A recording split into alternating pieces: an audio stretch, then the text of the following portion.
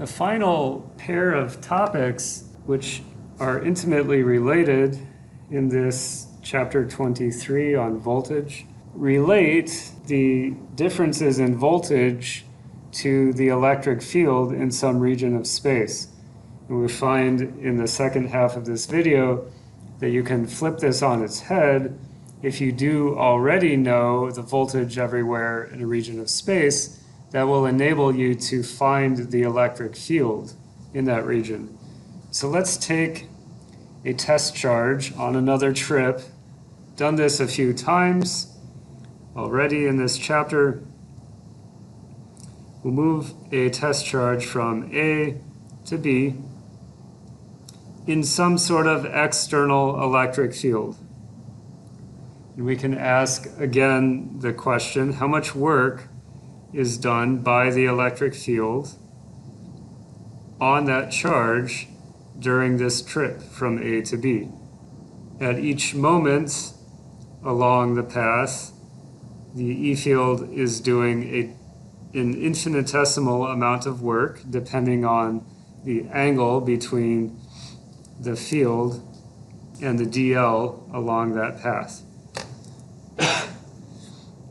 So that differential or infinitesimal work done by the field is F dot dl, or FDL cosine of a general angle phi between them. The work done by the field, as we've seen before with the work-energy theorem, is the negative change in potential energy for that test charge. Leads you to the conclusion, if the electric work done on the charge was positive, the potential energy decreased, and if the work done on the charge was negative, the potential energy increased. Let's divide that work expression, the full integral expression, we'll divide it by the test charge and see what happens. The force on the charge was Q times the electric field E. So your F dot dl being equal to the negative change in potential energy, dividing both sides by Q naught leads us to this integral from A to B of the electric field dotted with dl is negative delta U over Q naught. Well, that's the definition of a change in voltage. We defined voltage as potential energy per unit of charge. So this expression is equivalent to negative delta V between those 2 points. This is a powerful tool because knowing the electric field in a region of space now enables you to determine the difference in voltage between a location A and B. Difference, again, delta V implies final minus initial voltage. That's the negative integral from A to B of E field dotted with dl. Again, you may occasionally see it written as a positive integral from the final to the initial location, but I prefer this form with the negative integral from A to B of E dot dl along the path A to B.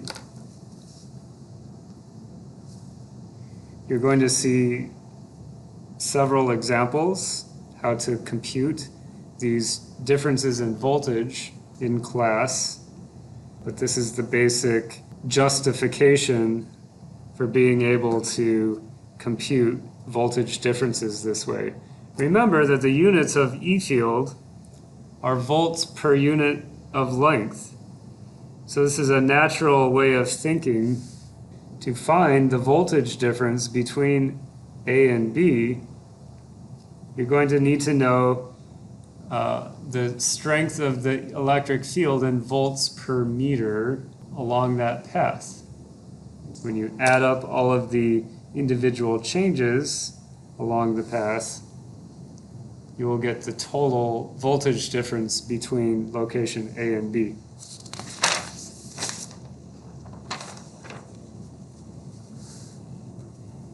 Now you can imagine if I can find voltage differences between two locations by integrating the electric field, there should be a derivative relationship, right? If we can go one direction, we should be able to go in the opposite direction. And we find that as long as we know the voltage everywhere in a region of space, the electric field is a special type of derivative of the voltage in that region of space. We call this the gradient operator. The electric field is going to be the negative gradient of the voltage in a region of space. Be very clear that you must know the voltage at all neighboring locations, because to compute a derivative of a scalar function, you need to know its value everywhere surrounding a point. It is not sufficient to know the voltage at a single point and then claim that that tells you the electric field at that point. You'll see cases in class that warn you specifically about that fundamental trap, so don't fall into that trap. The vector gradient operator looks like an upside down delta with a vector sign. It will take any black box scalar field, any scalar function of x, y, and z, and it will create, when the operator acts on the scalar field, it will create a vector. And for us in this context, that black box is just voltage or potential. These derivatives are partial derivatives. If you haven't seen them before, don't worry. These are script d's, they're not alphas. Script lowercase d indicates a partial derivative. The partial with respect to x means just do a normal derivative of the voltage with respect to x, and anywhere you see a y or a z function's position, you treat them as constants. The same with the partial with respect to y. Do a normal derivative with respect to y, treating x and z constant.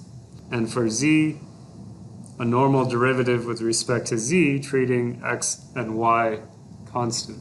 So the full expression for the electric field in some region of space where we know the voltage everywhere is the negative, that negative sign is critically important, negative gradient of the voltage, partial v partial x times I hat, plus partial v partial y times j hat, plus partial v partial z times k hat. Each one of those coefficients you could think of as the x component of the field at that place, the y component of the field, and the z component of the field. Let's take this prescription and apply it in a qualitative way to a simple point charge. I'll just sketch out here the point charge, which is positive q. It's located at xp, and this is a one-dimensional picture, but you can imagine that the same thing will occur in the y and the z coordinates. If you just think about the coordinates x and you plot the voltage in the vicinity of that point charge, it will look like a spike reaching towards infinity as you approach the point charge, and then it will decay off to zero as you move away from the point charge. We've derived that function, that functional form before, as 1 over radius. Now let's make sense of the slopes. Okay, if you are in the region to the right of the point charge, the slope, partial v partial x, the slope of the function is negative.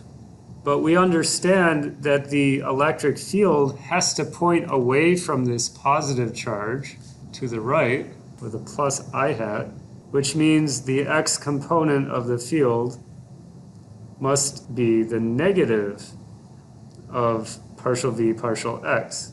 You have to flip the sign of that slope to get that positive x component. A similar thing occurs if you consider the other side of the picture. In the territory to the left of the point charge, the slope of the voltage is positive. But we know, once again, that the electric field has to point away from this positive charge. It must point to the left. Therefore, the x component of that electric field at that region of space has to be the negative of this slope of voltage, partial v partial x.